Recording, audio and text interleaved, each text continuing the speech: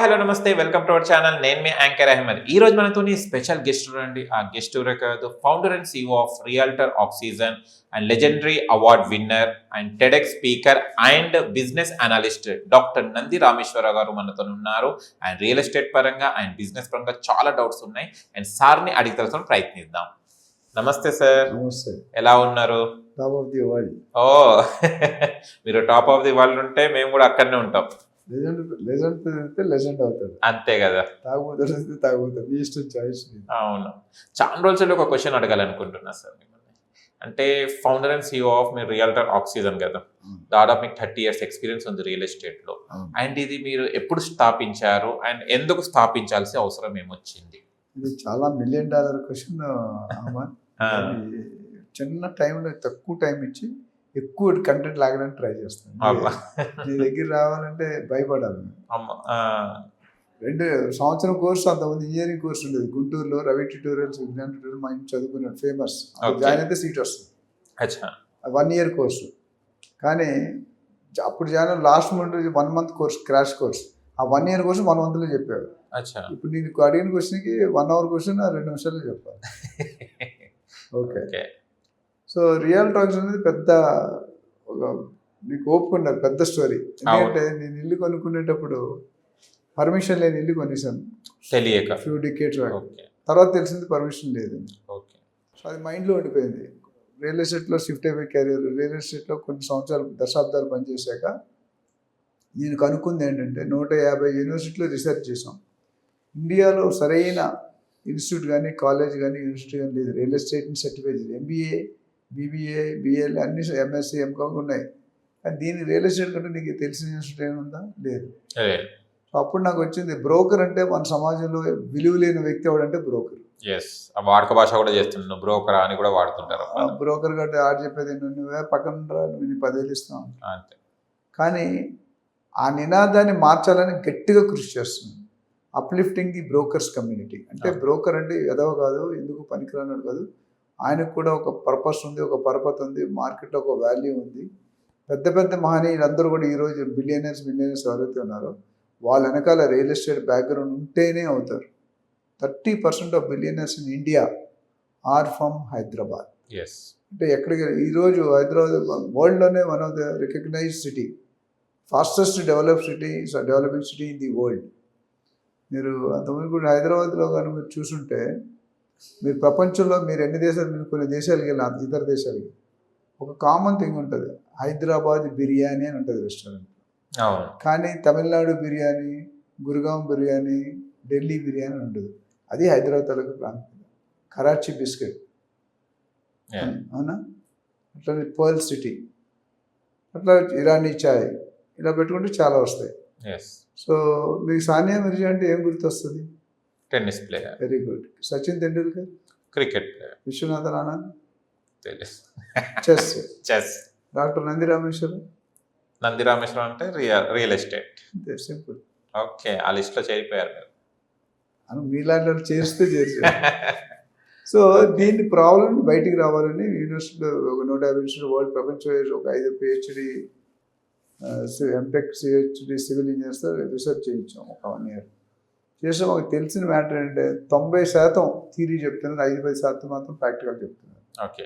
So నేను దాన్ని మార్చుదామని 30%, 35% theory చెప్పి 65-70% ప్రాక్టికల్. ఎందుకంటే నువ్వు ఏదైనా ఒక కంపెనీకి ఇంటర్వ్యూకి వెళ్ళావు, యాంకర్గానో కోఆర్డినేటర్ వెళ్తే ఫస్ట్ ఏమడుతుంది, నీకు అనుభవం ఉందా అని. ఎక్స్పీరియన్స్. అనుభవం లేకపోతే లేదా బాబు. సో ఇక్కడ ఆ ప్రాబ్లం, నేను CEOగా పనిచేశాను 5 వేల కోట్ల కంపెనీకి, తర్వాత కన్సల్టెంట్గా చేశాను, అడ్వైజర్గా చేశాను, ప్రాజెక్ట్ మార్కెట్, అన్ని రకాలు చేసి నాకు తెలిసిందంటే రియల్ ఎస్టేట్కి రెడీమేడ్ ప్రోడక్ట్ దొరకట్లేదు. ఇప్పుడు నర్సులు వెళ్ళారు అనుకోండి, నర్సులు ట్రైనింగ్ ఉంటుంది, తర్వాత హాస్పిటల్, డాక్టర్ వెళ్ళారు, ఇంజనీర్స్ ఉంటారు, ఆన్ సైట్ ఇంజనీర్స్. కానీ రియల్ ఎస్టేట్ ఎందుకు? రియల్ ఎస్టేట్ చాలా పెద్ద field. By 2010 $1 trillion, by 2040 $5 to $10 trillion business ఉంది. సో 7.5 crores జాబ్స్ వస్తున్నాయి నెక్స్ట్ 10 years. దానికి క్యాటర్ చేయడానికి మనుషులు లేరు, ట్రైన్డ్ ప్రొఫెషనల్స్ లేరు. అందరూ అంగూటాలు, స్ట్రీట్ బ్రోకర్లు, రోడ్స్ ఉన్నారు, కానీ ప్రొఫెషనల్ బ్రోకర్స్. అందుకని ఈ సంస్థ స్టార్ట్ చేయడం అంటే 3 years అయింది, 4th year. 2022 22, 23, 24 4వ సంవత్సరం ఇది. ఓకే. సో సక్రమం ఇప్పటి వరకు దాదాపు 25,000 మందిని వీరస్ ట్రైన్ చేయబడింది. 26,000 హ్యాపీ కస్టమర్స్ అండ్ ఓనర్స్ ఉన్నారు. 1,00,000 మందిని చేయాలనే దిశగా ముందుకెళ్తున్నాం. సూపర్. మా స్టూడెంట్స్ కానీ, రియల్టర్స్ కానీ, బిల్డర్స్ కానీ, మీడియా కానీ, మిత్రులు కానీ అందరూ సపోర్ట్తోనే నేను ముందుకెళ్ళగలుగుతున్నాను. ముఖ్యంగా అందరికీ కూడా థ్యాంక్స్ చెప్పుకోవాలి. ఎందుకంటే మీరు లేకపోతే మేము లేము. ఎస్. సో కోర్స్ పేరెంట్స్ దేవుడు అనేవాడు పైన ఉంటారు, పేరెంట్స్ ఉన్నారు. బట్ ఫిజికల్గా చూసుకుంటే కనుక మనకి వీళ్ళందరూ సపోర్ట్ ఉంది. ఎస్పెషల్లీ మా కొలీగ్స్ నా దగ్గర ట్రైన్ అయ్యి వేలు కాదు లక్షలు సంపాదిస్తున్నారు. 2 నుండి 5 లక్షలు మినిమం, 5 నుండి 10 లక్షలు టాప్ కేటగిరీ. ఓకే. సో దానివల్ల మనకి మంచి మార్కెట్లో కూడా ఇప్పుడు మీరు చూసుకుంటే మీ ఛానల్లో మిగతా అన్నింటినీ ఆల్రెడీ తెలుసు. దాదాపు 1600 వీడియోలు ఉన్నాయి. Different 20 channels, Suman TV, ETV, NTV, చాలా ఛానల్స్. ఓకే. సో దాన్ని ప్రజలు ఆదరిస్తున్నారు. మనకు యూనిక్నెస్, మనకంటూ ప్రాజెక్ట్స్ లేవు, మనం బయాస్ ఉండడం.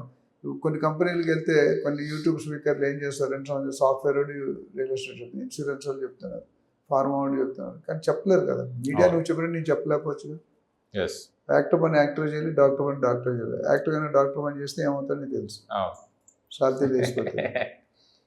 సో ఆ విధంగా సక్సెస్ఫుల్గా ముందుకెళ్తాం. నా అంబరిల్లా కింద ఒక 5 లక్షల మంది నా పేరు చెప్పుకొని బతకాలి అనే ధ్యేయంతో వెళ్తున్నాం. అట్లనే 1 లక్ష మంది కస్టమర్కి హెల్ప్ చేయాలి అనే విధానంతో ముందుకెళ్ళి అంతా పాజిటివ్గా ఉంది. We hope the rest of things also will go positive.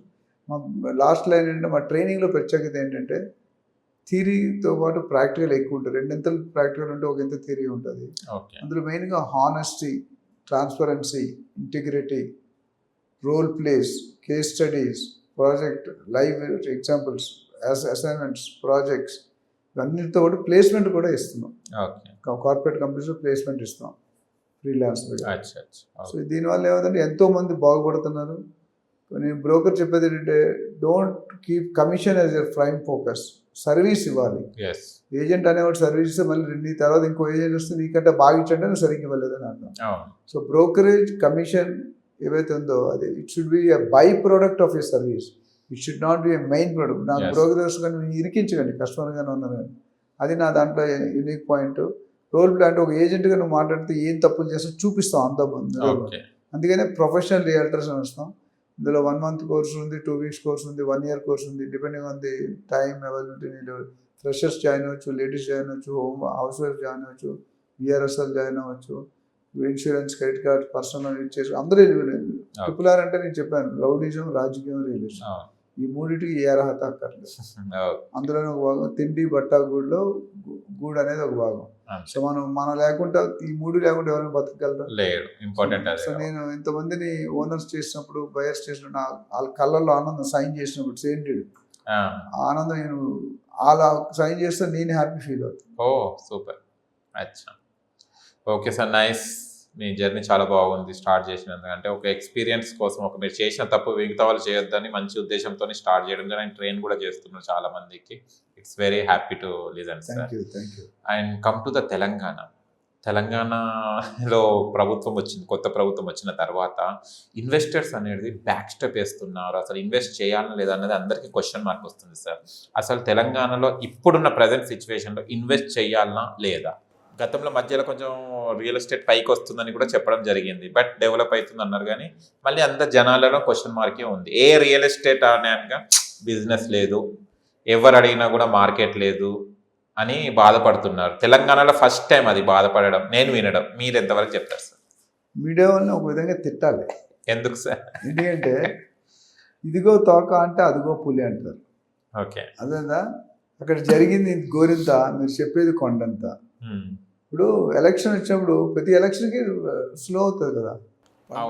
Sankranti వస్తే ఇల్లు అల్లుకొని పిండి వంటలు చేసుకోవడం, కోడల్ని, కూతుర్ని, కొడుకుని, అల్లుని పిల్లడం, కరోనా ఉన్నా చేసుకున్నారు, కరోనా లేకపోయినా చేసుకున్నారు. సో రియల్ ఎస్టేట్ అనేది ఎప్పుడు కూడా కొద్ది కరెక్షన్స్ సైడ్ మారుతుంటుంది. రియల్ ఎస్టేట్ అనేది ఏంటంటే కేసీఆర్ గారి హయాంలో it is a sellers market. Okay, ఇప్పుడు బయ్యర్స్ మార్కెట్. రియల్ ఎస్టేట్ ఎప్పుడు ఉంటుంది, 0 అయ్యే దాఖలాలు లేవు. డెఫినెట్గా గ్రోత్ రేట్ అనేది తగ్గింది, స్లో డౌన్ అయింది, మందగించింది. అప్పుడప్పుడు పెరుగుతుంది, అప్పుడప్పుడు తగ్గుతుంది. దీనికి అనేకమైన కారణాలు ఉన్నాయి. ఫస్ట్ సీఎం గారు కొత్తగా ఫస్ట్ టైం సీఎం అయ్యారు. ఆయన మీద ఎక్స్పెక్టేషన్ చాలా పెట్టుకుంది. ఎందుకంటే ఆయన సీఎం క్షణం ఇచ్చిన స్టేట్మెంట్ అంటే రియల్ ఎస్టేట్ నా పొత్తు, నేను ఒక రియాల్టర్ని, నేను రియల్ ఎస్టేట్ బాగా సపోర్ట్ చేస్తాను, డెఫినెట్గా రియల్ ఎస్టేట్ ఒక భూమి తెస్తాను ఆయన ఫస్ట్ స్టేట్మెంట్ ఇచ్చారండి సీఎం అవగానే. అప్పుడు ఏమవుతుంది, జనాల్లో దాని మీద అవగాహన ఉంది, ఎక్స్పెక్టేషన్ పెరిగిపోతుంది. దానికి భిన్నంగా రాజమౌళి గారు ఉన్నారు, top director, the world level director, చాలా ఫేమస్. ఏ సినిమా తీసినా నాకు తెలిసి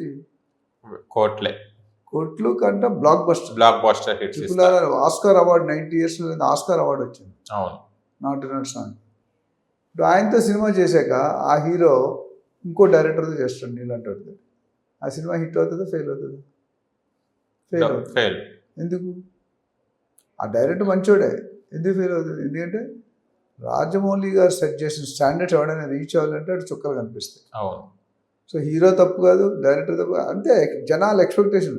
రాజమౌళి గారి కంటా బాగా చేయాలి. ఒకప్పుడు రాఘవేంద్ర గారు ఎంత ఫేమస్, దాసనారాయణ గారు ఎంత, కోడి రామకృష్ణ అన్నీ చూసుకుంటే ఎంత ఫేమస్, కోదండరామరెడ్డి.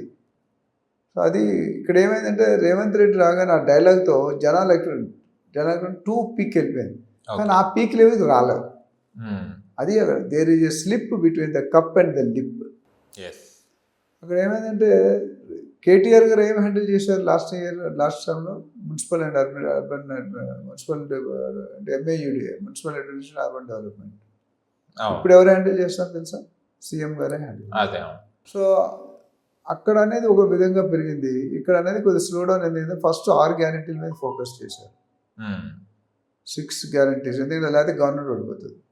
దానికి 6-7 నెలలు పట్టింది. తర్వాత రియల్ ఎస్టేట్ మీద ఫోకస్ మొదలుపెట్టారు, బాగుంది, కొద్దిగా ముందుకు వచ్చింది. అంటే నాకు తెలిసి లాస్ట్ ఇయర్ ఒక 1 year అయితే డెఫినెట్గా మార్కెట్ అనేది స్లో డౌన్ ఉంది. అట్లా జీరో అవ్వలేదు, దిస్ నో జీరో కాలేదు కాదు. ఇంకొక పాయింట్ వాల్యుయేషన్లో కానీ మనం చూసుకునే అనాలిసిస్లో చూసుకుంటే కనుక గత 1.5 yearలో రేట్లు పెరగలేదు. కేసీఆర్లో 2-3 నెలలకి 100-200 పెరిగిపోతుంది. కానీ గత 4-5 quarterలుగా రేట్లు పెరగలే, అట్లానే రేట్లు తగ్గలే. అంటే అంటే కరెక్షన్ అయింది. ఏదైతే గత గవర్నమెంట్లో ఆర్టిఫిషియల్ జంప్ ఏదైతే అయిందో అది కాస్త సెటిల్ డౌన్ అయింది, కరెక్షన్ తీసుకున్నారు. అంతేగాని రియల్ ఎస్టేట్ పడిపోతే ఒక నిజంగా పడిపోయిందని డమాల్ అయిందని కొన్ని విషయం. ఎవరైతే స్టాండర్డ్ బిల్డర్స్ లేరో, ఇప్పుడు టాప్ బిల్డర్స్ ఎవరు మూయలేదు కదా కంపెనీ. ఎవరైనా కంపెనీ మూస్తారా? పెద్ద పేర్లు చెప్పు, పెద్ద టాప్ బిల్డర్ అందరూ రన్ చేస్తున్నారు. కొనడం ఆగిపోయిందంటే లేదు, కొద్దిగా తగ్గింది, అది కరెక్ట్.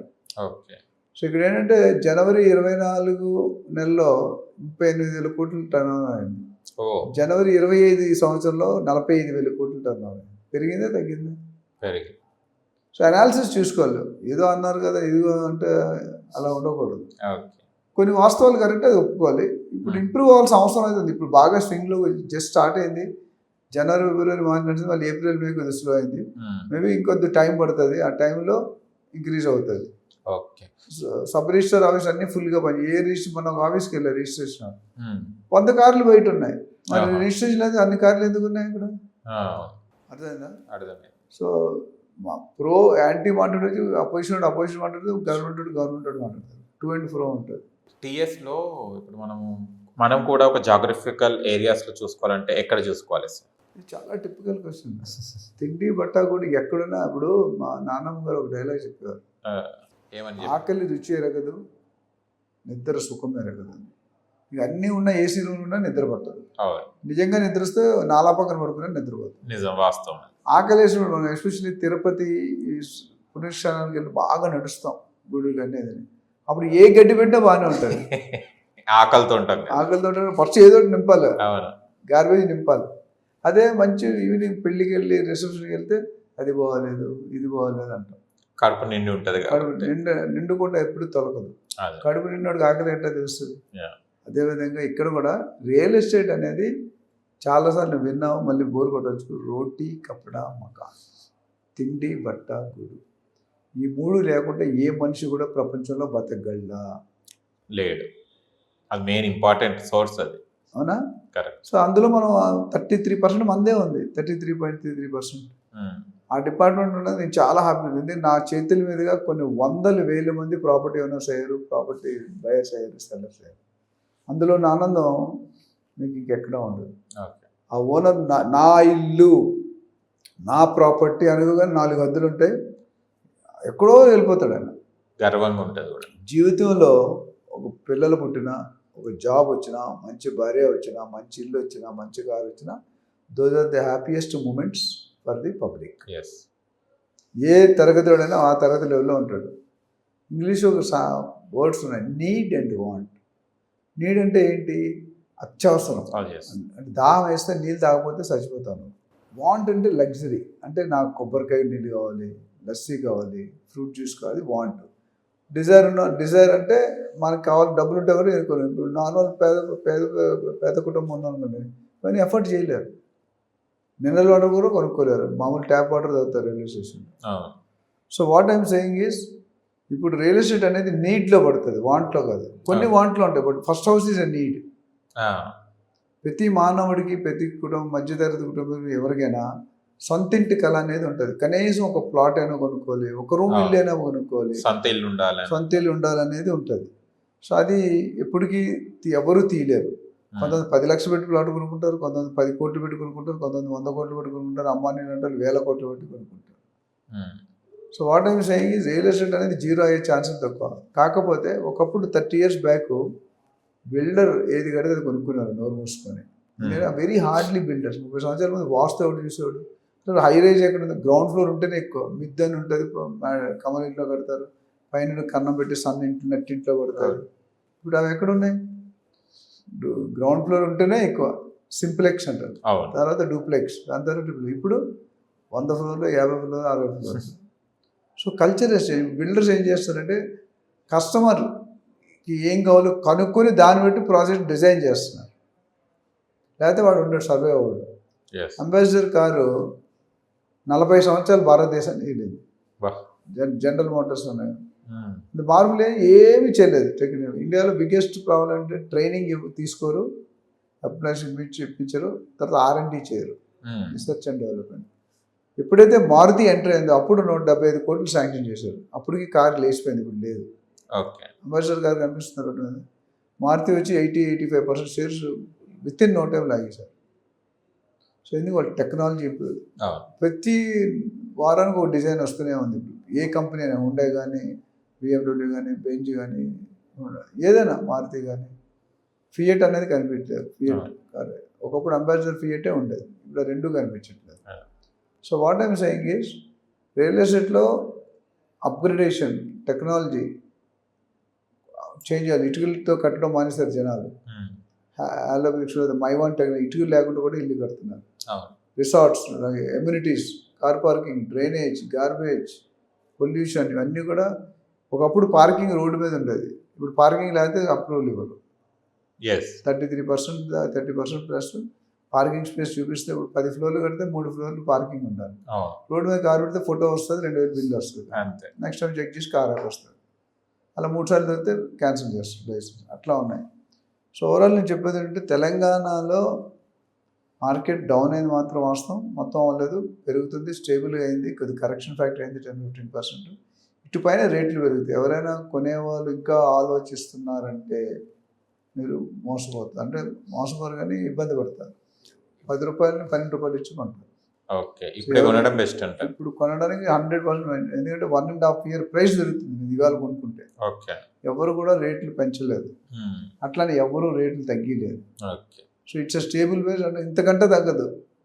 మీరు జనరల్గా మీరు మటన్ కొన్నారనుకోండి, పొద్దున్న నీటిలో ముంచి అక్కడ పెడతారు, సాయంత్రం డ్రై అయిపోతుంది మొత్తం. క్వాంటిటీ కూడా తేడా వస్తుంది. నీటిలో ఉంచిన దానికి డ్రై అయ్యేదానికి తేడా ఉంటుంది. సమ్ 100 గ్రాములు వచ్చి 50 గ్రాములు. అదేవిధంగా అది కరెక్ట్ ఎగ్జాంపుల్ కాదని చెప్పని అర్థం అవడానికి, రియల్ ఎస్టేట్ కూడా ఒకప్పుడు దాని ఇప్పుడు కరెక్షన్ అయిపోయి ఆ డ్రై స్టేజ్లోకి వచ్చింది. ఇప్పుడు కంటే ఇంకా తగ్గుతాయి అనుకోవడం భ్రమ. సో ఎవరైనా కొనుక్కోవాలనుకుంటే ఇమీడియట్గా కొనుక్కోవడం బెటర్. ఇంకా నెక్స్ట్ 1-2-3 months రేట్లు 120% పెరుగుతాయి. గవర్నమెంట్ ఆల్రెడీ సర్క్యులర్ ఇచ్చేసారు, దాని మీద అధ్యయనం చేస్తున్నారు, ఎంత పెంచాలో ఏ ఏరియా కానీ. తప్ప డెఫినెట్గా స్టాంప్ డ్యూటీ పెరుగుతుంది అండ్ బేసిక్ రేట్ భూమి వాల్యూ పెరుగుతుంది. సో ఒక ఎగ్జాంపుల్, ఒక ఆయన పెద్ద ఆయన 5 కోట్ల రూపాయలు పెట్టుకున్నాడు ప్రాపర్టీ కొందామని. ఎప్పుడు 1.5 year back. Okay. 1.5 year back పెట్టుకొని ఇప్పుడు 1.5 yearలో 1.5 కోటి ఖర్చు పెట్టాడు, చిల్లర ఖర్చులు. ఓకే. సినిమాలు, ఎంటర్టైన్మెంట్, ఫ్రిడ్జ్లు, వాషింగ్ మిషన్లు కొనుక్కొని చేతిలో ఉన్నాయి కూడా ఏం చేయాలో అర్థం కాలేదు. అదే 5 కోట్లు పెట్టుంటే ఇప్పుడు డబుల్ ఎంతోమంది పెరిగేది.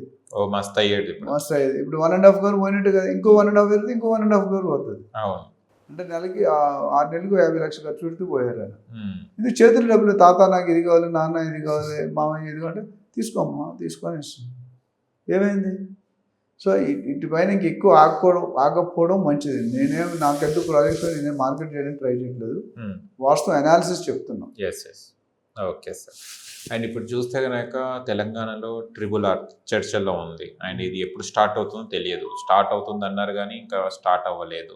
అండ్ ఇది స్టార్ట్ అయితే ఎన్ని ఫేజెస్లో స్టార్ట్ అవ్వబోతుంది సార్? ఒకవేళ ట్రిబుల్ ఆర్ స్టార్ట్ అయితే బిల్డర్స్కి, బయ్యర్స్కి ఎవరికి దీంట్లో బాగా లాభాలు ఉంటాయి సార్? చాలా మంచి ప్రశ్న అడిగావు అహ్మద్. ఎందుకంటే ఇక్కడ ఏమవుతుందంటే ట్రిపుల్ ఆర్ అనేది చాలా పెద్ద సబ్జెక్ట్. ట్రిపుల్ ఆర్ అంటే నీకు ఏం తెలుసు? నేను అంతకుముందు కూడా అడిగాను, ట్రిపుల్ ఆర్ అంటే ఏం తెలుసు అంటే regional road, ring road. Okay, అవును. ఇంకో ట్రిపుల్ ఆర్ ఏముంది? మూవీ ఉంది ట్రిపుల్ ఆర్. ఇంకో ట్రిపుల్ ఆర్ ఏముంది? రఘురామరాజు. అవునా? అవును. సో ఇంకొక ట్రిపుల్ ఆర్ నేను చెప్తాను నీకు. ఓకే. రౌడీజం, రాజకీయం, రియల్ ఎస్టేట్. ఓకే. ఈ మూడింటికి ఒక కామన్ ఫ్యాక్టర్ ఉంది. ఏంటో తెలుసా? మనకి అప్పుడు డినామినేటర్ ఎల్సిఎం, అవును, హెచ్సిఎఫ్ అవన్నీ చేసుకున్నారు. అలాగా ఈ 3 డిపార్ట్మెంట్కి ఏ అర్హత లేదు, ఎవడైనా స్టార్ట్ చేసుకోవచ్చు. కండబలం, గుండె బలం ఉంటే చాలు. అవునా? ఒకప్పుడు రియల్ ఎస్టేట్ గోల్డ్ చైన్ వేసుకొని, నామాలు పెట్టుకొని, పెద్ద కద్దర బట్టలు వేసుకొని టాటా సుమోలు వచ్చేవారు. బాలకృష్ణ గారు వరుసగా 10 తిప్పుతారు ఇసుకంతే. అక్కడ వెళ్ళేది సెటిల్మెంట్ అయ్యేది, రియల్ ఎస్టేట్ కాదు. దాన్ని మనం రియల్ ఎస్టేట్ అనుకునేవారం. ఓకే. అది సెటిల్మెంట్. అది సెటిల్మెంట్ వేరు, రియల్ ఎస్టేట్ వేరు. సెటిల్మెంట్ అంటే కబ్జా. అవును. అంతమంది మనకు ఒక పొలిటికల్ లీడర్ ఉండేవాడు, ఆయన ఖాళీ జాగా అనిపిస్తే జెండా పాతేవాడు, అది టేక్ ఓవర్ అవతలని భయపెట్టా నయమైనా భయాన్ని తీసుకున్నాడు. ఇక్కడ కూడా ట్రిపుల్ ఆర్ అనేది చాలా 350 కిలోమీటర్ పైచిలుగా విస్తీర్ణం ఉంది. ఓకే. కొన్ని డిస్ట్రిక్ట్ కలుపుతున్నారు. అంటే ల్యాండ్ అవైలబిలిటీ ఎక్కువ అవుతుంది. ఇంతకుముందు వరకు ఓఆర్ఆర్ వరకు ఉండే, ఓఆర్ఆర్ వరకు అర్బన్ ఏరియా అనేవారు, ORR triple R suburban area, triple R Telangana border అనేది రూరల్ ఏరియా. ఇప్పుడు రేవంత్ రెడ్డి గారు మొన్న 2-3 నెలల క్రితం హెచ్ఎండిఏ పరిధి పెంచుతున్నాను అన్నారు. అంటే ఓఆర్ఆర్ నుండి ట్రిపుల్ ఆర్ దాటి 5 కిలోమీటర్ దాకా పెట్టారు. అంటే డిటీసీపీ ఇది కాస్త హెచ్ఎండిఏ అయిపోతుంది. డిటీసీపీలో రేట్ తక్కువ ఉంటుంది, హెచ్ఎండిలో ఇంకొద్ది రేట్ ఎక్కువ ఉంటుంది, జిహెచ్ఎంసీలో ఇంకా ఎక్కువ ఉంటుంది. సో ట్రిపుల్ ఆర్ 2 ఫేజ్ల్లో చేస్తున్నాను, నార్త్ సౌత్. ఒక్కొక్క ఫేజ్కి మినిమం 3 నుండి 4 సంవత్సరాలు అయితే కంపల్సరీ పడుతుంది. నేను ల్యాండ్ పూలింగ్ చేయాలి, పెద్ద ప్రాసెస్ ఉంది. క్యాబినెట్ ఆమోదించాలి, బడ్జెట్ రావాలి, నేషనల్ ప్రాజెక్ట్ కూడా నేషనల్ అండ్ స్టేట్ కలిపి చేస్తాను.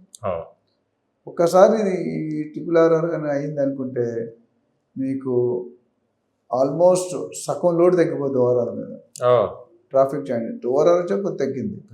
ట్రిపుల్ ఆర్ వస్తే 120-130 కిలోమీటర్ మినిమం నడుస్తాం. అంటే 4 గంటలు ప్రయాణించి 2 గంటలు అయిపోయింది. అలాంటివి ఇస్తున్నాయి కదండి. One of the best ORR triple R అనేది నేను G³ అంటాను, గాడ్ గివెన్ గిఫ్ట్. ఓఆర్ఆర్ వచ్చాక హైదరాబాద్ రూపురేఖలు అనేది చాలా మారిపోయింది. ట్రిపుల్ ఆర్ వస్తే ఇంకా మారిపోతుంది. One of the best smart city in the world, super fastest growing city in the country and the world.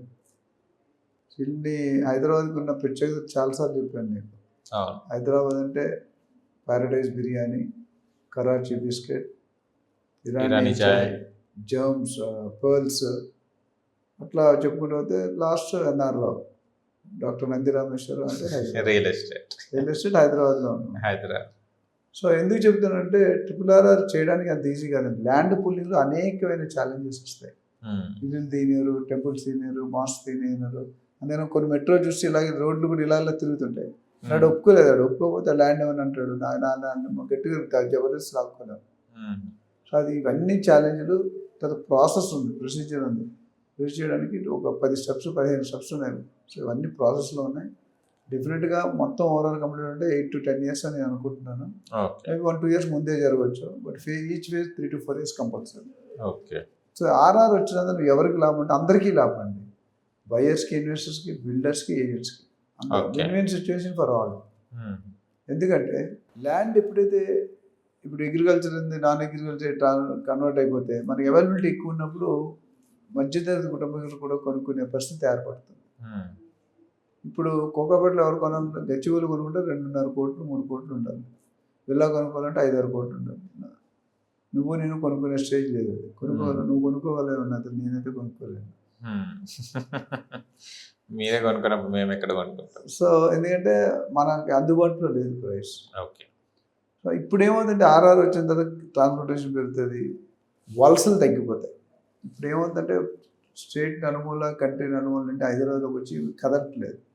Hyderabad one of the best living place, best livable city in the world అని కొన్ని awards వచ్చాయి కంట్రీలో. అంటే ఇన్ని రాష్ట్రాలు, ఇన్ని సిటీలు, 100 సిటీలు, 1000 సిటీలు ఉన్నా మన సిటీకి ఉన్న ప్రాముఖ్యత ఎవరు తగ్గించలేరు. Hyderabad is Hyderabad. Central government second capital గానా, యూనియన్ టెరిటరీ గానా ఆల్ కన్సిడరేషన్లో పెట్టారు. Bengaluru traffic problem, Bombay sea problem, అట్లా చెన్నై సీ ప్రాబ్లం, హైదరాబాద్ ఒకటే 4 పక్క. చెన్నై అంటే ఈసీఆర్ అని ఉంది, ఈస్ట్ కోస్ట్ రోడ్, అది ఒక్క పక్కే పెరుగుతుంది, మిగతా పెరగట్లేదు. పూణే ముంబైకి అడ్డు, సీ అడ్డు, వైజాగ్ సీ అడ్డు, అట్లా హైదరాబాద్ మాత్రం ఈ అడ్డు లేదు. 4 పక్కల 100 కిలోమీటర్లు పెరిగిపోయింది. ఆల్రెడీ వెంచర్స్ ఉన్నాయి, వికారాబాద్ కానీ, ఇటు జైరాబాద్ కానీ, ఇటు జడ్చర్ల కానీ, విజయవాడ హైవే కానీ అన్నీ కూడా పెరుగుతున్నాయి. సో నేను అనేది RRR వస్తే మాత్రం ఇట్స్ మ్యాజిక్. ఓకే. చాలామంది బెనిఫిట్ అవుతారు, చాలా ల్యాండ్ యూసేజ్లోకి వస్తుంది. అండ్ ఇన్వెస్ట్ చేసుకునే వాళ్ళు ఎవరైనా, ఇందాక అడిగావు, ఇన్వెస్ట్ చేసుకునే వాళ్ళు ఎవరైనా ఓఆర్ఆర్కి, RRRకి మధ్యలో మంచి ఏరియాస్ 10-12 శాటిలైట్ టౌన్షిప్స్ వస్తున్నాయి, 10-12 ఫార్మా క్లస్టర్స్ వస్తున్నాయి, IT corridor, SEZ, industry corridor, skill varsity, artificial intelligence, sports city, golf course, international cricket stadium, metro expansion, ఇవన్నీ కూడా. వరంగల్లో ఎయిర్పోర్ట్, భోగపురంలో ఎయిర్పోర్ట్, శంషాబాద్ ఎయిర్పోర్ట్ వచ్చి ఎంత తేడా ఎంతో మీకు తెలుస్తుంది. ఇప్పుడు తెల్లాపూర్, కోకాపేట తెల్లాపూర్, కొల్లూరులో 60-70-80 కోట్లు ఉంది అక్కడ. కొనుక్కోడు ఒకప్పుడు 60 లక్షలప్పుడు కూడా లేదు. నాకు తెలిసినప్పుడు తెల్లాపూర్ అనేది 30-40 లక్షలు ఉండేది. Okay. 15 years back or something. అచ్చా. ఇప్పుడు 30 కోట్లు కాదు, 60 కోట్లు అయిపోయింది, అయినా దొరకట్లేదు. ఒక ఫ్లాట్ కొనాలంటే మినిమం 7,000, 8,000, 9,000, 7-10,000 చెప్తున్నారు. మామూలుగా 2,000 పిల్లాడు 10,000 కొనాలంటే 2 కోట్లు. ఎంతమంది ఉంటుంది 2 కోట్లు? హై రైజ్ అయితే ఇంక ఎక్కువ అవుతుంది. సో ఓవరాల్ RRR వస్తే అందరికీ బెనిఫిట్, అందరూ డబ్బులు చేసుకుంటారు, అందరూ హ్యాపీగా ఉంటారు. చిన్నోడు పెద్దోడు వాళ్ళ కెపాసిటీ, వాళ్ళ స్తోమత బట్టి, వాళ్ళ సేవింగ్స్ బట్టి, వాళ్ళకున్న సివిల్ రేటింగ్ బట్టి, వాళ్ళకున్న లోన్ ఎలిజిబిలిటీ బట్టి, బిజినెస్ మ్యాన్ అయినా ఉద్యోగస్తులు అయినా డెఫినెట్గా దే విల్ బి అఫోర్డబుల్ ప్రైసింగ్లో ఉంటుంది అని అనుకుంటాను. అందరికీ మంచి జరగాలని కోరుకుందాం. ఓకే సార్, మన తెలంగాణ సీఎం రేవంత్ రెడ్డి గారు 4th సిటీ అని డిక్లేర్ చేయడం జరిగింది. అవునండి. అసలు 4th సిటీ ఎక్కడ సార్? ఇంకా దాని గురించి అండ్ డెవలప్మెంట్ దాని గురించి ఏంటిది ఇంకా తెలియడం లేదు. డిక్లేర్ చేశారు కానీ దాని గురించి మాట్లాడడం కూడా లేదు. ఇప్పుడు Rome is not built in 1 day. నువ్వు పెళ్లి చేసుకుంటే పిల్లలు పుట్టడానికి నువ్వు ఎంత టాలెంటెడ్ పర్సన్ అయినా 9 to 9 months పట్టడం, ఎంత హీరో అయినా you cannot reduce the process. Okay. అందుకనే ఇప్పుడు హైదరాబాద్ ఈ స్టేజ్ నుంచి 75 సంవత్సరాలు కష్టపడితే అంచెలంచెలుగా హైదరాబాద్ ఈ స్టేజ్కి వచ్చింది. But 4th sustainable city, 100% pollution city, net zero city, future city, AI city అన్ని రకరకాలుగా పిలిచారు. అసలు ఈ 4th సిటీ అంటే 3 cities ఏంటో తెలుసా నీకు? సికింద్రాబాద్, హైదరాబాద్, సైబరాబాద్, 4వది అది 4th. చాలా మంది అడిగారు 4th సిటీ అంటే అర్థం ఏంటని. అవును, ఫస్ట్ మనమే చేసాం అది. సో నేను ఏదంటే 4th సిటీ అనేది 30,000 ఎకరాల్లో చేస్తున్నారు. అందులో అనేక రకమైన అంశాలు ఉన్నాయి. Commercial, retail, university, medical college, R&D centre, Microsoft, IT corridor, SEZ, sports city, health city అన్నీ కూడా వర్సిటీ, స్కిల్ వర్సిటీ, ఆనంద్ చైర్మన్గా అపాయింట్ అయ్యారు. అన్నీ చేయాలంటే అంత ఈజీ కాదు. దానికి ఫస్ట్ ఫండ్స్ కావాలి. ప్రస్తుత పరిస్థితుల్లో 7 లక్షల కోట్లు అప్పు ఉన్నాయి మనకి. ఆ 7 లక్షలకి వడ్డీ కట్టడానికి మనం అప్పు చేసి కడుతున్నాం. మరి ఎలా వస్తాయి? సో సీఎం గారు సౌత్ కొరియాకి వెళ్ళి చూసారు, ఆ సిటీ బాగుంది, అదే సిటీ ఇక్కడ డెవలప్ చేద్దాం, దానికంటే 10% బాగా ఉండాలని డెవలప్ చేద్దాం అనుకున్నారు. So intention is very good.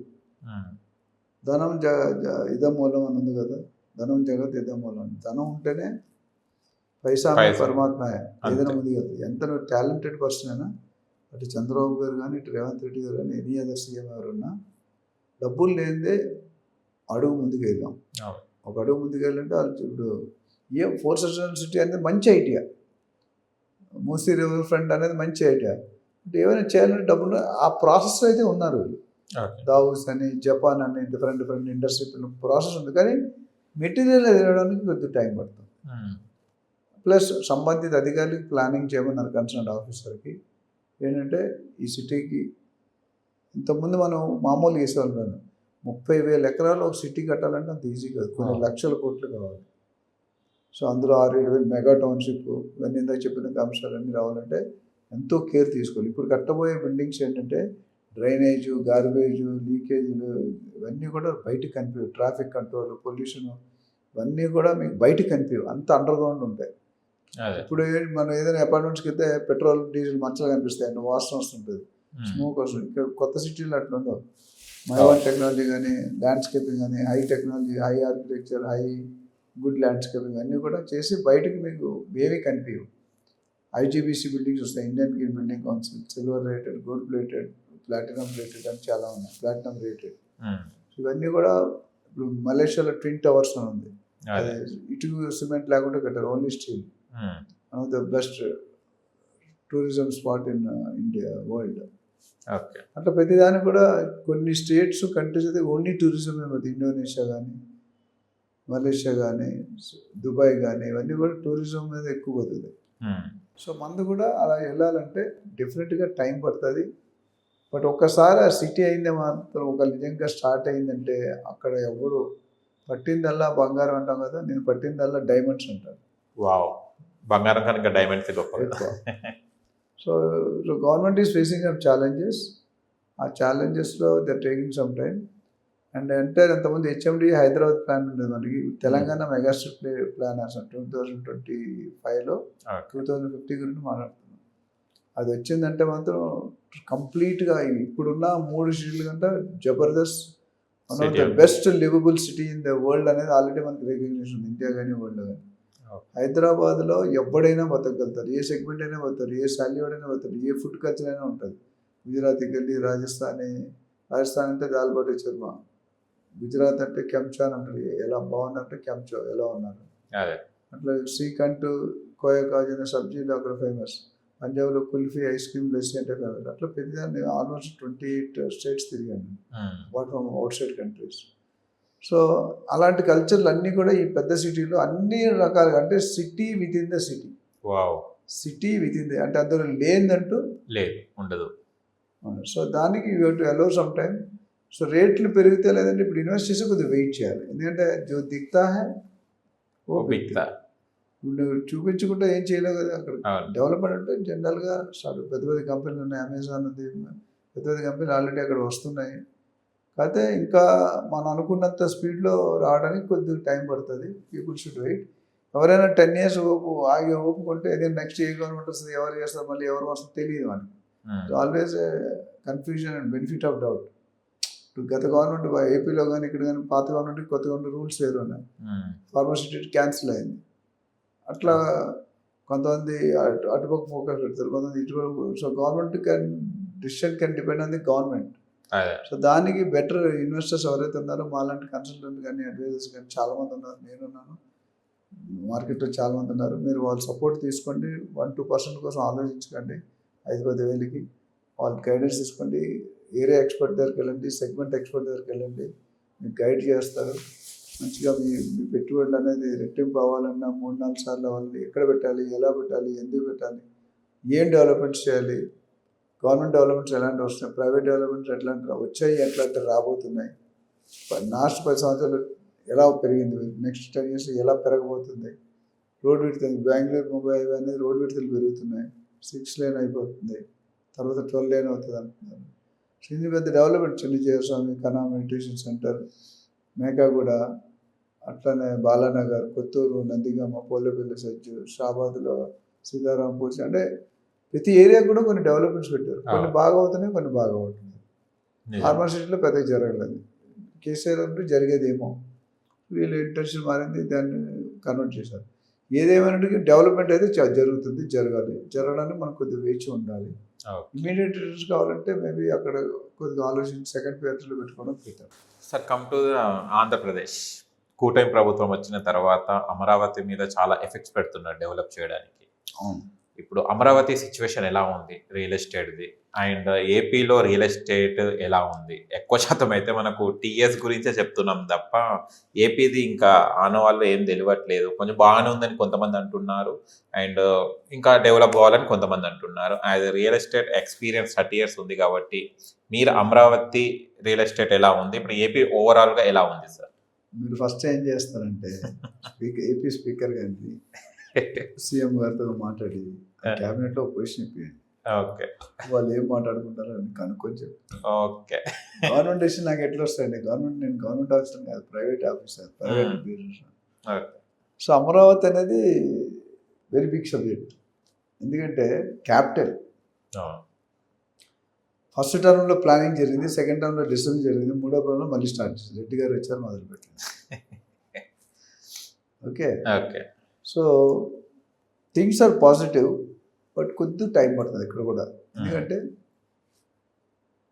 అక్కడ కూడా 10-11 లక్షల కోట్ల అప్పు ఉంది. ఇది small brother, big brother. So competition. Chandrababu Naidu garu స్వతహాగా చూసుకుంటే గత 3 పర్యాలు సీఎంగా చేసినప్పుడు ఆయన అంటే ఏంటి, ఆ నాలెడ్జ్ అంటే ఏంటి చూపించారు జనాలకి. సైబరాబాద్ కానీ, ఎయిర్పోర్ట్ కానీ, what are other developments, IT కానీ ఎలా ప్రూవ్ చేస్తారో మనకు తెలుసు. కాకపోతే అప్పుడు యునైటెడ్ ఏపీలో ఒక ప్రాబ్లం అంటే డబ్బులు ఉండేవి, బాగా ఇన్కమ్స్ వచ్చేది. అమరావతికి ఆ ఛాన్స్ లేదు. జూన్ 2, 2024లో విడిపోయాం, హైదరాబాద్ కామన్ క్యాపిటల్ తీస్తారు. అప్పుడు ఇన్కమ్ లేదు, అది కొత్తగా ఇండస్ట్రీ, ఇన్ఫ్రాస్ట్రక్చర్ అన్నీ రావడానికి అనేకమైన విశ్వసనీయ చాలా డీప్గా ప్రయత్నాలు జరుగుతున్నాయి. లోకేష్ బాబు అమెరికా వెళ్ళి వచ్చారు. Tesla, Equinix, Microsoft, Amazon, Google, Facebook, YouTube ఇవన్నీ కూడా మాట్లాడడం జరిగింది. వాళ్ళని ఆహ్వానించడం జరిగింది. వైజాగ్ కొంతమంది, అమరావతి కొంతమంది. అయితే రియాలిటీలో కనిపించట్లేదు. అన్నీ ఎవరైనా ఒక 5,000 కోట్లు మీ దగ్గర 10,000 కోట్లు పెట్టాలంటే మీ దగ్గర ఏదైనా ఉండాలి కదా చూపించాలి. రెండోది, నువ్వు నన్ను వచ్చి ఒక ₹1,00,000 అంటే అసలు పప్పు ఎవరు ఏం చేస్తున్నాడు, ఈయన ఇస్తాడా ఇవ్వడా, ఎలా ఇవ్వతాడు? మన పరిస్థితి ఏంటి? వడ్డీ కట్టడానికి అప్పు చేసి వడ్డీ కడుతున్నాం. అలాంటి స్టేజ్లో ఏంటంటే కొన్ని ఛాలెంజ్లు వస్తాయి. ఫస్ట్ చంద్రబాబు గారు ఏం చేస్తున్నారంటే, ఆయన basically is not a political leader. చాలా మార్కెట్లో ఏమంటే CEO, chief executive officer, political administrator, strong administration ఉన్నారు. ఆయన ఒకటి పెట్టుకున్నట్టు చాలా అడ్వాన్స్. నరేంద్ర మోడీ గారు మొన్న ఎప్పుడో చెప్పారు, సాఫ్ట్వేర్ ఐటీ గురించి నేను చంద్రబాబు దగ్గర నేర్చుకుంటానని చెప్పారు. అంత పెద్ద ఆయనకు ఆ విజనరీ 1990లోనే విజన్ 2020 అని మాట్లాడారు. బట్ ఇక్కడ అన్ఫార్చునేట్ థింగ్ అంటే విటమిన్ ఏం అంతా చెప్పినట్టు ధనం జగతిదం మూలం అని. ధనం లేకపోతే మీరు ఎంత టాపర్ అయినా, ఎంత పెర్ఫార్మర్ అయినా డిఫికల్ట్. అయితే పొజిషన్ మాత్రం అంత ముందు కంటే ఇప్పుడు ఇంప్రూవ్ అయింది. మీరు గమనిస్తే కనుక election code last year declare చేసినప్పుడు రేట్లు కొద్దిగా పెరిగిపోయాయి. ఎలక్షన్ కోడే. ఓకే. ఎందుకు? ఈసారి ఖచ్చితంగా కూటమి ప్రభుత్వం వస్తుంది. కూటమి చంద్రబాబు అనుకున్నారు. తర్వాత రెండోది ఎలక్షన్ అయింది. ఎలక్షన్ అంటే ఇంకొద్ది పెరిగింది. కంపల్సరీ సీఎం వస్తాడు అని, అంటే చంద్రబాబు గారు వస్తారు. మూడోది ఎగ్జిట్ పోల్ డిక్లేర్డ్ ఎవరో సమ్ గ్రూప్స్ ఉన్నాయి, మస్తా గ్రూప్స్, అది ఇంకొద్ది పెరిగింది. సీఎం అయిన తర్వాత ఇంకొద్ది పెరిగింది. సీఎం అంటే పదవి ప్రమాణ స్వీకారం అయినప్పుడు అంటే 2 నెలలు 3 నెలలు 3 సార్లు పెరిగిపోయింది. 30,000 కాస్త 60,000 50,000 రీచ్ అయింది. అది అనుకున్న బ్రాండింగ్. అయితే ఇప్పుడు మొత్తం రీప్లాన్ చేస్తారంతా. ఆయనకున్న సింగపూర్ ఆర్కిటెక్ట్స్ ఉన్నారు, మంచి ల్యాండ్స్కేపర్స్ ఉన్నారు, మంచి ఆర్కిటెక్చర్ ఉంది, మంచి డిజైన్ ఉంది. ఫస్ట్ టర్మ్లో కొన్ని బిల్డింగ్స్ సగంలో ఆగిపోయాయి, 80-70%. ఆ బిల్డింగ్స్ టేకప్ చేశారు, అవి కంప్లీట్ చేస్తున్నారు. అట్లనే గవర్నర్ బంగ్లా, high court, government IAS officer, IPS quarters, commercial government ఆఫీస్కి క్యాపిటల్ యాక్సెస్ రోడ్ అనేది సీడ్ యాక్సెస్ రోడ్ అని అక్కడ డెవలప్ చేస్తున్నారు. అక్కడ 50, 60, 65 వేలు నడుస్తుంది. అక్కడ నుండి ఇటు తుళ్ళూరు కానీ, డైమండ్ పాయింట్, అటు కాజాగూడ, తాడేపల్లి, మంగళగిరి, రకరకాల సరౌండ్ పెద్దనంబూరు, చిన్నంబూరు, కాకాని, అటు కొన్ని ప్లేసెస్ ఉన్నాయి. Nagarjuna Nagar, Vijayawada to Guntur is around 40 minutes drive. అన్ని ప్లేసులు కూడా అటాక్ చేస్తారు. వైజాగ్ సపరేట్గా ఈ ఐటీ హబ్ కానీ, సిటీ కానీ. సో ఇవన్నీ కూడా time taking. Adani, Ambani, America కలిపి 2 లక్షల కోట్ల దాకా సుమారు డిస్కషన్ జరిగినాయి. డాక్యుమెంటేషన్లో ఉంది. అందులో అన్ని గూగుల్ ఇవన్నీ కూడా పెద్ద పెద్ద కంపెనీలు అన్నీ వస్తున్నాయి. ఇది కాకుండా మొన్న నరేంద్ర మోడీ గారు 15,000 కోట్లు ఇచ్చారు ఆల్రెడీ సెంట్రల్కి, ఏపీ అమరావతి స్టేట్ క్యాపిటల్కి. మొన్న వెళ్ళినప్పుడు రీసెంట్గా 2nd May 3rd May వెళ్ళినప్పుడు మనం వచ్చారు కదా, డేట్ గుర్తులేదు, 58,000 కోట్ల వర్త్ అయిన శంకుస్థాపన జరిగింది. సో ఆ 2 లక్షల కోట్లు డిస్కస్ అయింది. 58,000 కోట్లు మొత్తం చూసుకుంటాము, 3 లక్షల కోట్లు వచ్చింది అనుకోండి, సిటీ రూపురేఖలు మారిపోతాయి. ప్రస్తుతానికి కొద్దిగా స్లోగానే నడుస్తుందని చెప్పాలి. బట్ డెఫినెట్గా it is likely to go up. కానీ టైం పడుతుంది. ఇన్వెస్టర్స్ అంతకుముందు మెయిన్ ఇక్కడ బాబు గారికి ఏంటంటే ఛాలెంజ్ కాదు, ఇన్వెస్టర్స్ కానీ బిల్డర్స్తో కానీ కాన్ఫిడెన్స్ లెవెల్ పడిపోయింది. షిఫ్ట్ అయిపోయారు కొంతమంది. Some percentage of people shift అయ్యారు. ఎక్కడికి? కొంతమంది హైదరాబాద్, కొంతమంది బెంగళూరు, కొంతమంది చెన్నై, చుట్టుపక్కల ప్రాంతాలకి షిఫ్ట్ అయిపోయారు. వాళ్ళని వెనక్కి తీసుకురావడం అనేది పెద్ద ఛాలెంజ్. నేను ఎప్పుడు వస్తారు? నీ మీద నమ్మకం పోతే రారు కదా. ఆ నమ్మకాన్ని బిల్డ్ చేస్తారు, బిల్డింగ్ కాన్ఫిడెన్స్ రీబిల్డ్ చేస్తున్నారు. అది చేయడానికి టైం పడుతుంది. అటు ఇండస్ట్రీ పర్మిషన్, ఇన్ఫ్రాస్ట్రక్చర్ లేదు.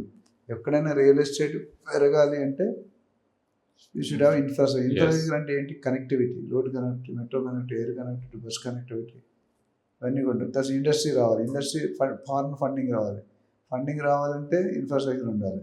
ఫండింగ్ వస్తే ఇండస్ట్రీ వస్తుంది, ఇండస్ట్రీ వస్తే ఎంప్లాయ్మెంట్ వస్తుంది, ఎంప్లాయ్మెంట్ వస్తే శాలరీస్ వస్తుంది, శాలరీస్ వస్తే కొనుక్కునే కెపాసిటీ. ఇదంతా ఒక చైన్ రియాక్షన్. ఆ రియాక్షన్ చేయాలంటే కొద్దిగా same Rome is not built in one day. But డెఫినెట్గా ఆ రే ఆఫ్ హోప్ అనేది ఇంక్రీజ్ అవుతుంది, పెరుగుతుంది. సో డెఫినెట్గా it's a positive sign. But రియల్గా పబ్లిక్ ఓటర్స్, ఆడియన్స్ ఎవరైతే ఉన్నారో they will not just like that believe you. నువ్వు ఎంత మంచోడైనా అక్కడ కనిపించాలి. కనిపించకపోతే వేస్ట్, పని ముందుకు వెళ్ళదు. People will not believe us. ఆ ప్రాసెస్లో డెఫినెట్గా ఈ ఫస్ట్ టర్మ్ అయిపోయేటప్పటికి ఒక అమరావతి అనేది నారాయణ గారు కన్సర్న్ మున్సిపల్ మినిస్టర్ ఎవరైతే ఉన్నారో ఆయన 3 years, 3.5 years ఉన్నారు. ఒకటి అట్లీస్ట్ 4.5 years అయిపోతే డెఫినెట్గా దాన్ని చేంజ్ అయిపోతుంది. రియల్ ఎస్టేట్ అనేది పక్కా భూమి అవుతుంది. బట్ ఎప్పుడు అవుతుంది? ఫండ్స్ ఉన్నాయా, ఫండ్స్ వస్తున్నాయా, ఎప్పుడు వస్తాయి, ఎలాగ వస్తాయి, ఎందుకు వస్తాయి అనేది. సో దాన్ని బట్టి చూసుకుంటే డెఫినెట్గా ఇమీడియట్గా అయితే అంత హైప్ కనిపించదు. బట్ ఫ్యూచర్లో పెరిగే అవకాశాలు ఎవరైనా ఇప్పుడిప్పుడే కొంత పర్సంటేజ్ బ్యాక్ రావడం మొదలుపెట్టారని విన్నాను. మనం కూడా వెళ్ళి చూస్తే వర్క్స్ అయితే అంత స్పీడ్గా జరగట్లేదు, బట్ జరుగుతాయి అనే నమ్మకాన్ని తెస్తున్నారు. డెఫినెట్గా కొద్ది ఫండింగ్ రావడం అనేది స్టార్ట్ అయితే మాత్రం సెంట్రల్ గవర్నమెంట్లో వాళ్ళకి అడ్వాంటేజ్ ఏంటంటే తెలంగాణకి బాయ్ లేదు అక్కడ. BJP versus Congress. ఇక్కడ బీజేపీ గవర్నమెంట్లో ఉంది.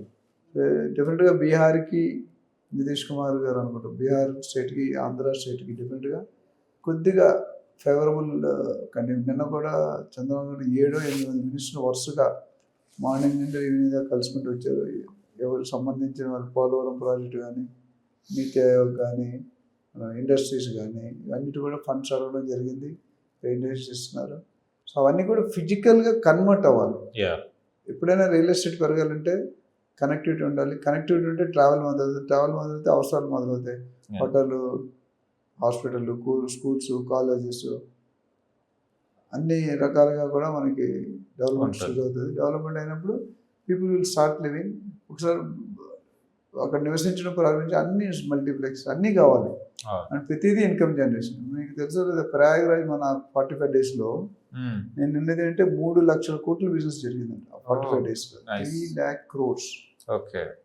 యూపీగా 3 lakh crores అనేది बहुत दूर की बात ఉంది. ఢిల్లీ बहुत दूर है. 3 లక్షల కోట్లు అంటే హైలీ. అంటే కారు ఎయిర్పోర్ట్ పికప్ 10,000 తీసుకున్నారు ఒక సైడ్. బైక్ మీద 1000-2000 తీసుకున్నారు. ఎంత కలిపి 20 కిలోమీటర్లు 22 కిలోమీటర్లు. కానీ అందులో హైలైట్ ఏంటంటే యోగినాథ్ సీఎం గారు ఎవరైతే ఉన్నారో ఆయన మెచ్చుకోవాలండి. ఇంత 65 కోట్ల మంది జనాలు వచ్చారని విన్నాను. World Guinness book record. అంతమంది వాటికన్ చర్చ్ అని కొన్ని నుండి జాన్ పోపాల్ ఎవరు ఉన్నారు, అప్పుడు అది మారిపోయి 65 కోట్లు అంటే almost close to 45% of the population. Yes, అంత పాపులేషన్ హ్యాండిల్ చేయడం నాట్ జోక్. సో నేను ట్రావెల్ చేసినప్పుడు ఫ్లైట్లో మేము 25,000కి ఒక సైట్ టికెట్ ఉంటే 80,000 కొనుక్కొని వచ్చినప్పుడు కూడా మానేస్తున్నారు ఎయిర్లైన్స్లో. ఎందుకు చెప్తానంటే ఆ పాపులేషన్ హ్యాండిల్ చేయడం అనేది బిగ్ సబ్జెక్ట్. కానీ చాలా నీట్గా ఎక్కడ ఇబ్బంది లేకుండా అక్కడ ఒకటి చేతుల మీద తప్ప మంచి ప్రొఫెషనల్ వేలో ప్లాన్ చేశారు. ఇంకో గొప్పతనం ఏంటంటే ఆయన బేస్ ఉన్నాయి స్థానాలకి మనం చేయడానికి ఘాట్లో. ఆ ఘాట్లో మేము ఉన్న ఘాట్ పక్కనే సీఎం వచ్చారు. హాఫ్ అన్ అవర్లో వచ్చారు. అడవులు లేదు, కాన్వే లేదు, 1-2 కార్లు వచ్చాయి. మొత్తం వచ్చాడు, స్నానం చేశారు, దండం పెట్టుకుని వెళ్ళిపోయారు. అంతా కలిపి హాఫ్ అన్ అవర్. ఎవరిని ఆపలేదు. మీ పక్కన ఉన్న మా పని మేము చేసుకున్నాం, వాళ్ళ పనులు చేసుకుంటాం.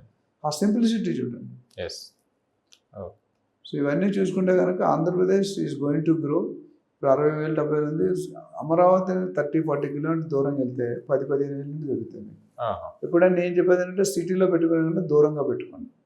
మీకు ఎక్కువ రెట్టింపు లాభాలు రావాలనుకుంటే దూరంగా పెట్టుకోవడం అవసరం.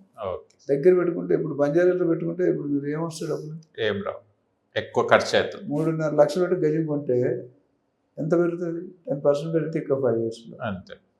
అదే మీరు 10,000 పెట్టుకుంటే 50,000-60,000 అవుతుంది 5 ఇయర్స్. అంతే. అట్లీస్ట్ 5 ఇయర్స్లో ఒక డబుల్ అయితే అవుతుంది. 10 ఇయర్స్లో 5-6 టైమ్స్ అంటే 10,000 కాస్త 50,000-60,000 10 ఇయర్స్లో అవుతుంది. ఇక్కడ 10 ఇయర్స్లో ఒక 10-15% పెరగదు. సాచురేట్ అయిపోయింది. మనం ఎక్కడ ఇన్వెస్ట్ చేయాలంటే ఎక్కడైతే అవుట్స్కట్స్లో ఉన్నారో అక్కడ ఇన్వెస్ట్ చేసుకుంటాం. ఇప్పుడు ఈరోజు షాద్నగర్ నుండి జడ్చర్ల మధ్యలో పెట్టుకుంటే బాగా డెవలప్ అవుతుంది. మీరు ఆ ఎయిర్పోర్ట్ దగ్గర బంజారా, జూబ్లీహిల్స్, మాదాపూర్, గచ్చిబౌలిలో పెట్టుకుంటే అంత అప్రిషియేట్ కాదు. ఎందుకంటే ఆల్రెడీ అప్రిషియేషన్ అవ్వాల్సింది అయిపోయింది. జూబ్లీహిల్స్లో లేఅవుట్ సర్టిఫికేట్ 5-6 రూపాయలు ఉందండి గజం 1970s. ఈరోజు 4 లక్షలు ఉంది. 5 రూపాయలు 6 రూపాయలు ఎక్కడ, 4 లక్షలు ఎక్కడ? అట్లా ప్రతి ఏరియా కుక్కడపల్లి 1,500 ఉన్నది ఈరోజు 1,50,000 2 లక్షలు అయిపోయింది. దిల్సుఖ్ నగర్, ఏస్టో నగర్, గచ్చిబౌలి ఇవన్నీ కూడా అడవిలో ఒకప్పుడు. జూబ్లీహిల్స్ జంగల్ ఉండేది దాంట్లో. ఎవరు ఉంటాడు అక్కడ బుర్రనుడు ఎవడు కొంటే సికందర్ పెట్టాలి. ఈరోజు కోటి అబిట్స్ అనేది ఎక్కడ కనుమరుగైపోయింది, ఎవరు వెళ్ళట్లేదు. సో రియల్ ఎస్టేట్లో విజన్ గ్యారంటీ ఉండాలి, క్యాలిక్యులేటెడ్ రిస్క్ తీసుకోవాలి. తీసుకున్నాడు మీకు డెఫినెట్గా మంచి జరుగుతుంది. అలాంటప్పుడే మేము పిక్చర్లోకి వస్తాం. అలాంటి ప్రొఫెషనల్ అడ్వైజర్స్ మీరు కన్సల్ట్ చేస్తే మీకు మంచి, ఎస్పెషల్లీ ఎన్ఆర్ఐస్ వీళ్ళందరూ కూడా ఏం జరుగుతుందో తెలియదు. వాళ్ళు మేము అనాలిసిస్ ఇస్తాం. పర్టికులర్ లొకేషన్ ఉంటే ఎందుకు కొనం. ఇవాళ పొద్దున కూడా ఒక ఆయన ఫోన్ చేశాడు కాలిఫోర్నియా నుండి. ఆయన అన్ని డమ్మీ ఏరియాస్లో పెట్టుకొని సెలెక్ట్ చేసుకున్నాడు. అయ్యో, ఎక్కడ ఈస్ట్లో ఎక్కడైతే అప్రిషియేషన్ అవ్వదో అక్కడ అప్రిషియేషన్ అవుతుంది. విజయవాడ ఏం పెరిగింది, రామోజీ యూనివర్సిటీ తర్వాత అక్కడ ఏం లేదు. వరంగల్ హైవేలో యాదాద్రి తప్ప ఏం లేదు. గుడి ఉంటే ఎవరు ఇన్వెస్ట్ చేయరు, వచ్చిపోతారు. అదే ఇండస్ట్రీ ఉంటే ఉంటారు, అక్కడ ఎడ్యుకేషన్ ఇన్స్టిట్యూట్ ఉంటారు పిల్లల చదువు కోసం.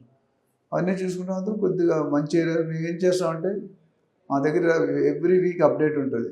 ప్రతి ఏరియాలో కన్సర్న్ అనలిస్ట్ ఉంటారు, రియల్ ఎస్టేట్ వాళ్ళు ఉంటారు. అప్డేట్ చేస్తూ ఏ ఏరియాలో కాదు వాటిలో ఒక ఏరియా నేను సజెస్ట్ చేస్తే, షాద్నగర్ సజెస్ట్ చేసాను అనుకోండి, దానికి రీజన్స్ చెప్తాను. 5 ఇండస్ట్రియల్ ఏరియాస్ ఉన్నాయి. చెన్నిజార్ సమ్ ట్రస్ట్ ఉంది, కన్నా మెడిటేషన్ సెంటర్ ఉంది, మైక్రోసాఫ్ట్ ఉంది, అమెజాన్ ఉంది, నాటకో ఫార్మా ఉంది, అరవిందో, ఎంఎస్ఎన్ ఇవన్నీ కూడా ఉన్నాయి. డెవలప్మెంట్ 6 లేన్ ట్రాక్ అవుతుంది. ఇన్ని ఉన్నప్పుడు ఆబ్వియస్లీ సిటీ డెవలప్, గ్రామ పంచాయతీ మున్సిపాలిటీ అయింది. అలా ప్రతి దానికి కూడా మేము అనాలిసిస్ ఇస్తామండి. ఇక్కడ ఎందుకు పెట్టాలి, పెడితే ఎన్ని రోజులు డబుల్ అవుతుంది, ఎన్ని రోజులు ట్రిపుల్ అవుతుంది, ఎన్ని రోజులు 5 times అవుతుంది, మేము అనాలిసిస్ చేసి చెప్తాం. అందుకని మన దగ్గర వచ్చే వాళ్ళ డిఫరెన్స్ ఎట్లా ఉంటుంటే, మన దగ్గర 10-20 సంవత్సరాలు కొన్నోళ్ళు లక్షలు పెట్టిన వాళ్ళు కోట్లు అయిపోయారు, కోట్లు బిలియనర్ అయిపోయారు. ఎక్కడ కూడా స్కామ్స్ కానీ మనం అప్రూవల్ లేని ప్రాజెక్ట్స్ మనం సజెస్ట్ చేయం.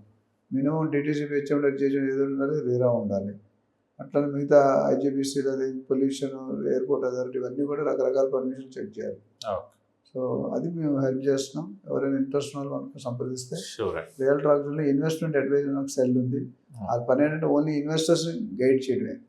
అదేవిధంగా ట్రైనింగ్ సెల్ అనేది వేరు, మెంటరింగ్ వేరు, ప్రాజెక్ట్ మార్కెటింగ్ అంటే కొంతమంది ల్యాండ్ ఓనర్ షేర్లు ఎవరు అమ్మరు, కొంతమంది బిల్డర్స్ కూడా వాళ్ళు అమ్ముకోలేరు. మన టీంని పెట్టి మన దగ్గర 1000 మందిని ట్రైన్ చేసి వాటి టీం ఉంటుంది.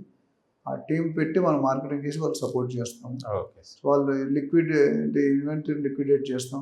బ్లాక్ అయితే డబ్బులు రావు కదా, అవును. లిక్విడేట్ చేసినప్పుడు ఏమవుతుందంటే వాళ్ళకి కొద్దిగా ఇన్కమ్ జనరేట్ అయితే వాళ్ళు హ్యాపీగా ఉంటుంది. Okay sir. సో దీని మీద ఒక్క సజెషన్ ఏంటంటే ఇన్వెస్టర్ బయర్స్కి, చాలామంది నాకు ఫోన్ చేసి 1 minute చెప్పండి అంటారు. 2 కోట్లు పెట్టాడు 1 minute చెప్పలేను నేను. 1 minute ఎలా చెప్తాను చెప్పి, మీరు ఎవరు, మీరు ఏం కావాలి, ఎందుకు అవన్నీ తెలుసుకోవాలి. జనరల్గా 4 పర్పస్లు ఉంటాయి ఇన్వెస్ట్మెంట్లో, 4-5. ఒకటి క్యాపిటల్ కన్జంప్షన్ మనం ఉండడానికి, రెండోది ట్రేడింగ్, మూడోది రెంటల్ ఇన్కమ్, 4వది లాంగ్ టర్మ్. ప్రతిదానికి వేరే స్ట్రాటజీ ఉండాలి. ప్రతి లెక్క ఆన్సర్ ఒకటే ఉండదు కదా. అవును. పవన్ కళ్యాణ్ అంటే నాకు లెక్క ఉంటుంది, లెక్క అనుకోలేదు ఎక్కువ ఉంటుంది అని. అట్లా ప్రతి ఏరియాకి, ప్రతి ఇన్వెస్ట్మెంట్ టైప్కి డిఫరెంట్ స్ట్రాటజీస్ వాడు. మా 30 years అనుభవంలో 1000 మందికి సజెస్ట్ చేస్తాం, ఇంకా చేస్తూనే ఉన్నాం. Okay sir. Thank you so much. Thank you.